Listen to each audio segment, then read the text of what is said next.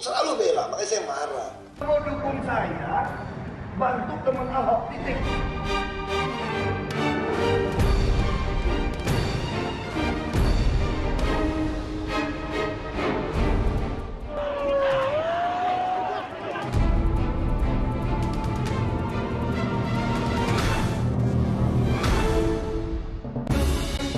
Siapa yang tak kenal Ahok?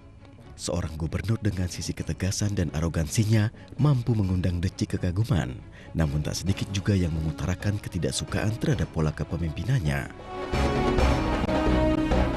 Bagaimana tidak, semasa Gubernur DKI dipimpin oleh Basuki Cahayapurnama, segala pembenahan dan permasalahan ibu kota dirampungkan demi atas nama ketertiban dan pembangunan. Alih-alih menjaga ketertiban dan pembenahan birokrasi, Basuki Cahayapurnama pun memberlakukan segala daya upaya untuk menjaga ibu kota.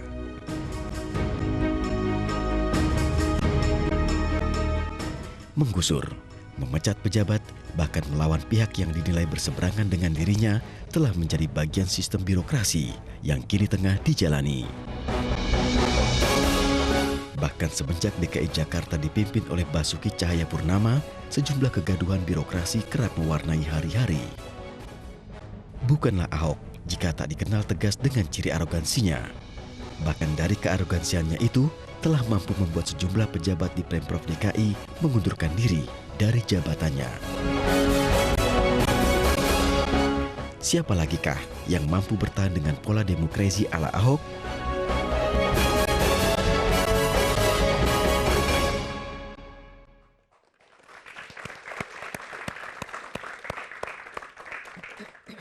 Selamat malam, kita jumpa lagi di Polemik, program bincang-bincang yang membahas sebuah persoalan secara komprehensif dengan menghadirkan narasumber yang eksklusif. Saya Latif Siregar akan menjadi teman Anda berpolemik selama 90 menit ke depan. Ada pepatah Melayu yang berkata, Raja Alim, Raja disembah, Raja Jalim, Raja disanggah. Itu adalah pesan yang menarik bagi sebuah negara demokrasi, karena di sebuah kerajaan saja jika rajanya zalim boleh disanggah. Apalagi di sebuah negara demokrasi seperti Indonesia dan juga DKI Jakarta. Ada apa sebetulnya di DKI Jakarta sehingga kemudian ada yang melakukan perlawanan secara diam-diam dengan mundur dari jabatannya. Walaupun gubernur sendiri menyatakan wali kota Jakarta Utara mempunyai kinerja yang baik. Itulah yang akan kita bahas pada malam hari ini, birokrasi ala Ahok. Di studio sudah hadir bersama kita ada Bang Bim Benyamin, bakal calon gubernur Jakarta. Kemudian ada Mbak Retno Listiarti, Sekjen Federasi Serikat Guru Indonesia. Dan ada Bung Ges Halifah, komunitas lawan Ahok. Lawan Ahok.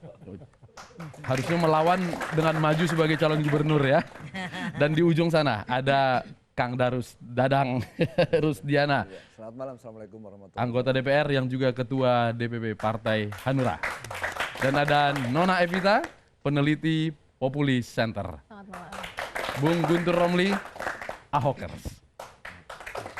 Jadi orang yang dekat dengan Ahok atau menyetujui pendapat-pendapat Ahok? Ingin Ahok menjadi gubernur lagi. Ingin Ahok menjadi gubernur kembali. Oke, dan seperti biasa sidang dipimpin oleh Cepopong. Amin. Assalamualaikum, selamat malam dan salam sejahtera. Sampurasun. Terima kasih. Baik, malam ini para peserta sidang yang terhormat, tadi sudah disampaikan, judulnya pokok bahasan adalah birokrasi ala Ahok. Nah, tentu Cepopong akan buka. Palu. Ngapain? Kenapa mundur maju? Mau mengundurkan diri? Mau mengundurkan diri, nyakumaha maneh we tuh. Mana kali paluna? Sok, Iya. saya buka dengan diawali ucapan Bismillahirrohmanirrohim. Siap. Iya. Baik, ada tata tertib sedikit. Walaupun ini sidang istimewa, tata tertibnya tetapnya kudu aya. Apalagi ini ada anggota DPR. Iya. Siapapun yang ada di ruangan ini boleh menyampaikan pandangannya. tidak ada larangan. Dengan catatan tata tertib tetap harus dipakai. Tata tertibnya seperti apa? Sok bagian Latif. Iya, pokoknya boleh saling memotong tapi bergantian. Betul. Ya, betul. baik. Oke, kita langsung mulai saja. Saya ke Kang Dadang duluan. Kegaduhan birokrasi. Ya. Kang Dadang sepakat? Jadi begini, ini memang Ahok itu menarik. Hmm. Saya kira Gubernur Jakarta yang menarik setelah dulu kita pernah memiliki gubernur sekeras Bang Ali Sadikin yang asal Sumedang itu. Jadi tidak ada yang mesti disalahkan dari seorang sosok Ahok. Ya. Dan buktinya kita bisa melihat ketika misalnya Ahok dengan gayanya yang khas seperti itu, kata orang marah-marah, Ya. kadang-kadang memaki-maki, seenaknya dan lain sebagainya. Tetapi ternyata berdasarkan beberapa survei, ternyata elektabilitasnya semakin meningkat. Berarti rakyat sebetulnya tidak ada persoalan dengan Ahok. Yang ada persoalan dengan Ahok itu adalah elit-elit tertentu yang memang terganggu oleh cara-cara Ahok dalam berkomunikasi. Itu yang pertama. Yang kedua persoalan komunikasi. Gaya komunikasi politik Ahok memang seperti itu. Dan nampaknya rakyat sudah bosan dengan kepura-puraan, Ya. dengan penghalusan. Di negara kita ini kan senang dengan penghalusan-penghalusan. Pelacur disebut dengan pekerja seks komersial. Kemudian penjahat-penjahat yang bersifat korporat disebut dengan penjahat kerah putih. Dan lain sebagainya. Rakyat butuh sebuah kejujuran. Jadi rakyat sudah tidak senang dengan kemunafikan. Muhtar Lubis itu pernah mengatakan bahwa salah satu sifat negatif orang Indonesia itu adalah munafik. Oke. Jadi hari ini rakyat ingin yang jelas-jelas saja. Biarin orang ngomongnya seperti itu, emang bawaannya. Walaupun yang dengan penting kinerjanya bagus. Pilihan kata-kata yang Ya, sedikit itu kan kasar. tidak menjadi persoalan karena setiap orang tuh punya gaya komunikasi yang berbeda-beda. Dan ini berbicara kelaziman saja. Jadi dulu ketika zaman Orde Baru, orang interupsi itu adalah sebuah makar. Hari ini interupsi dilawan dengan interupsi itu tidak menjadi persoalan. Oke. Sebentar. Ah. Itu yang ketiga, Ya. persoalan birokrasi. Sebentar. Masalah Sebentar, birokrasi. ya, oke. Karena kita berbicara birokrasi Ahok. Oke. Yang Jadi ketiga ini. birokrasi kita ini memang perlu direformasi. Oke. Birokrasi kita itu lamban, tidak profesional. Jadi itu Sehingga adalah kadang-kadang bagian tidak siap dari dengan gaya Ahok. upaya mereformasi. Nah, ingat tahun 2013 ada Ya. seorang pejabat TKI yang mengundurkan diri. Alasannya, saya sudah tua, Ya. kemungkinan saya tidak bisa mengikuti pola Ahok, lanjutkan sama yang muda-muda. Jadi artinya birokrasi kita itu adalah problem. Oke, Makanya baik. harus ada orang-orang yang kuat seperti Ahok harus menggebrak. untuk melakukan Ya, reformasi Bung Geis. seperti itu. Saya tuh normal saja. Karena saya normal, saya tidak ingin dipimpin Ahok. Kecuali kalau saya sudah tidak waras, ya mungkin saya mau dipimpin Ahok.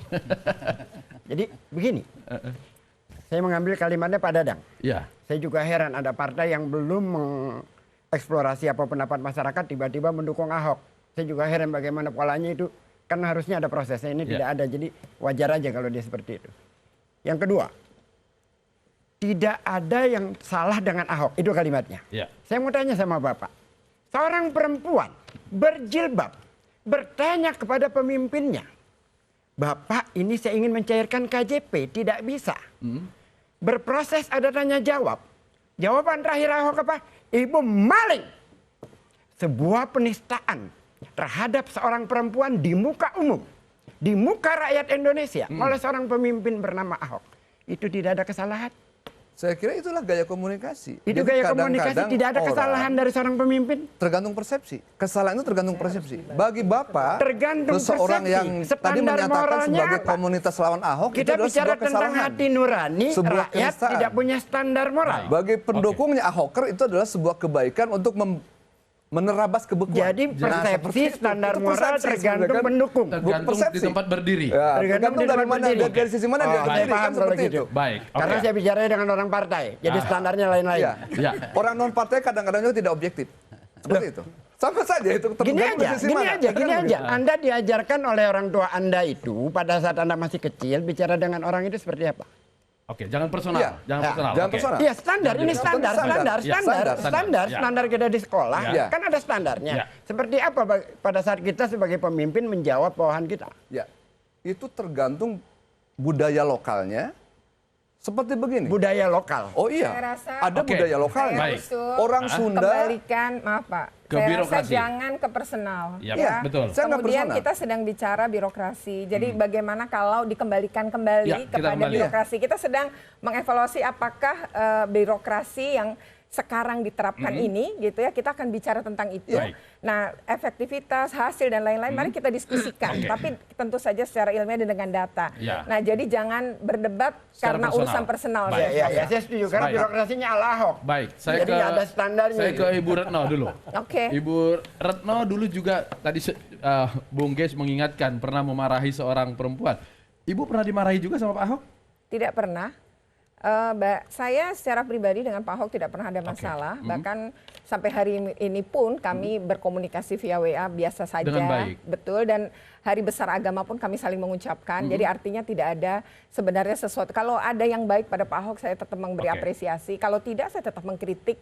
Misalnya hal penggusuran, saya tetap melakukan kritik. Nah, kembali kepada tadi, saya tidak, artinya secara pribadi saya tidak memiliki persoalan dengan Pak Ahok. Jadi yang kerap kali kan di media sosial itu kalau saya berbicara tentang kebijakan publik itu selalu orang menganggap seolah-olah saya barisan sakit hati. Karena- Tidak, saya tidak sakit hati Oke. pada Pak Ahok. Nah, mengenai kasus saya sendiri, Ya. toh saya sudah dimenangkan oleh PT UN gitu. Kalaupun Tapi Pak Ahok, sorry, saya potong. Ketika Ibu kemudian maju ke pengadilan, sementara Ibu tidak menganggap ada persoalan dengan Ahok, apa yang mendasari Ibu sampai harus maju ke pengadilan? tadi ya, tidak, ini bukan pribadi, ini birokrasi. Ya. Saya merasa bahwa di dalam sistem ini itu ternyata tidak ada sistem dan tidak ada hukum. Jadi kalau saya boleh mengkritik atas birokrasi di sini, saya bicara sebagai organisasi profesi guru ya, bukan sebagai PNS DKI. Nah, bahwa birokrasi di DKI Jakarta kalau dinilai tidak ada sistem sekarang. Yang kedua, tidak ada yang saya maksud tidak ada sistem, tidak ada kepastian hukum sebenarnya.